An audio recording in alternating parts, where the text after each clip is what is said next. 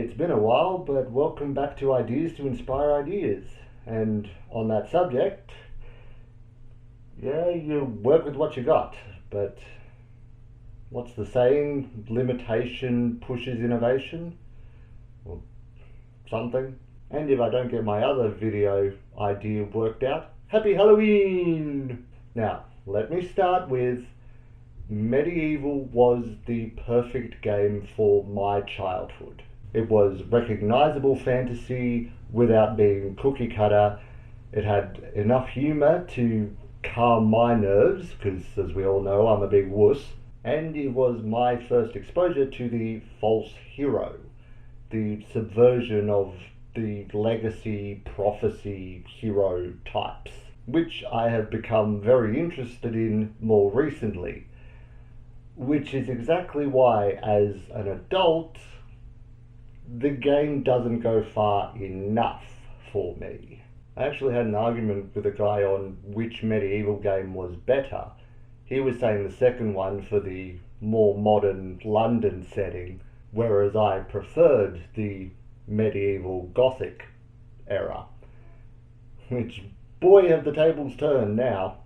So the game explores the story of Sir Daniel Fortescue, the hero of Gallowmere, who actually died first in his legendary battle that he's remembered for. And he's now resurrected to actually live up to that legend. But that's as far as it goes. While a lot of characters do bring it up throughout the game, presented only as Daniel's motivation to actually do stuff with his second lease on life.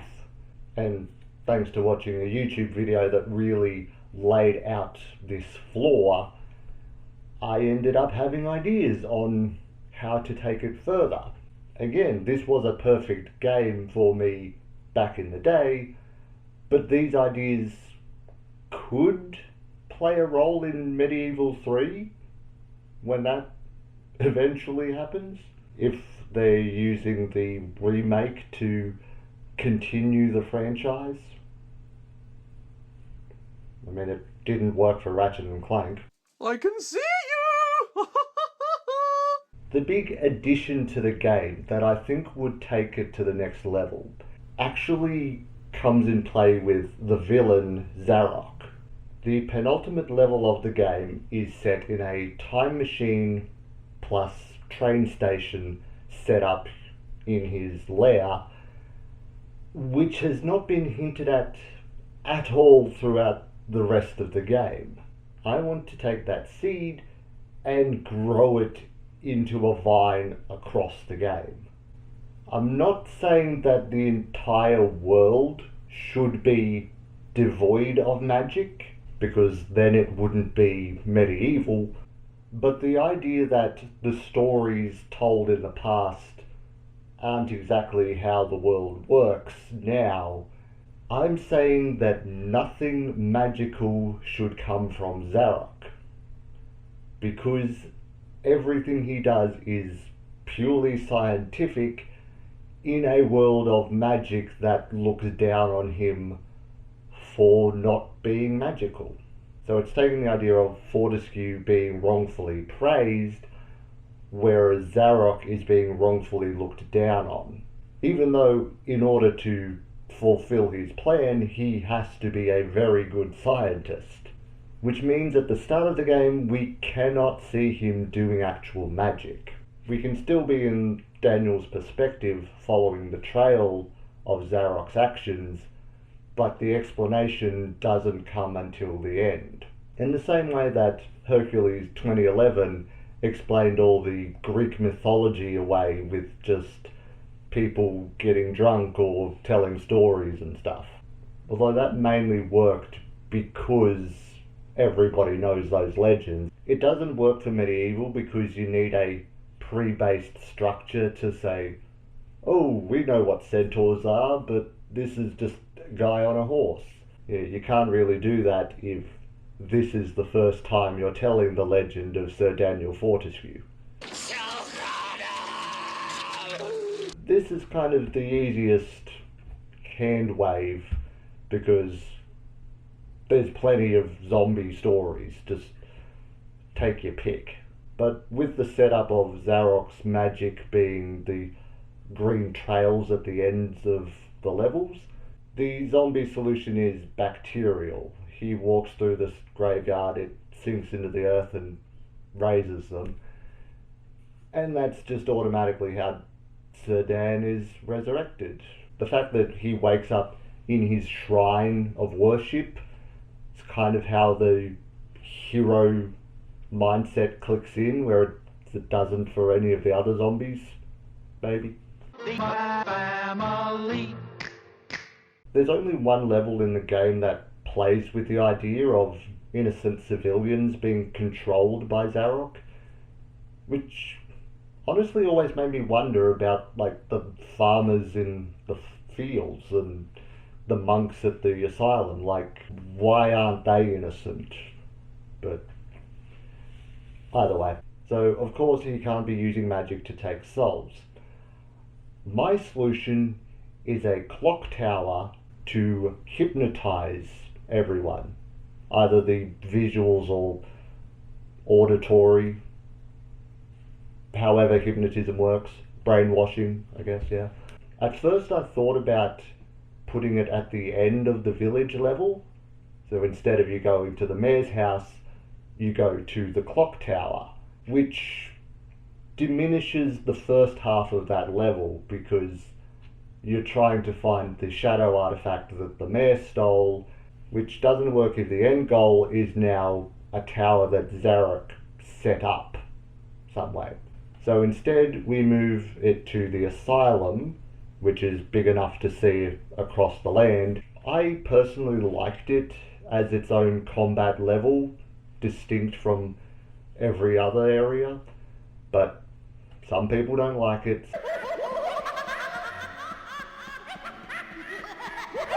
We can keep it mostly the same, shorten it a little, then when you get down to the basement where the mayor is kept, find an elevator and take that up to the clock tower, where we insert a short little puzzle similar to the time machine at the end, so it's setting up that connection, but in this scenario it is the machine that's hypnotizing everyone, so you gotta destroy it to save the people.